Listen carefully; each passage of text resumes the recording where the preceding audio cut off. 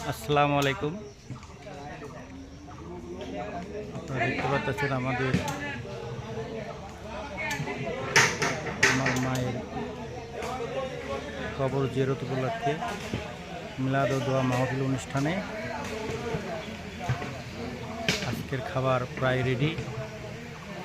আসলাই গ্রামবাসীকে বলি, আপনারা রাত 2টার মধ্যে ইনশাল্লাহ চলে আসবেন,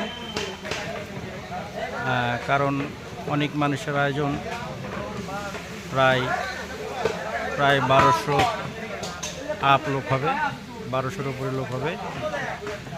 তো আপনারা 2টার মধ্যে চলে আসবেন, আমরা 2টার মধ্যেই খাবার দিব ইনশাল্লাহ। কারণ অনেক খাবার বেশি দেরি হলে সমস্যা হতে পারে, তাছাড়া গরম পড়ছে প্রচুর, এই জন্য দ্রুত এটা খাবার দিয়ে দেবো। 2টার মধ্যে আপনারা এসে পড়বেন ইনশাল্লাহ।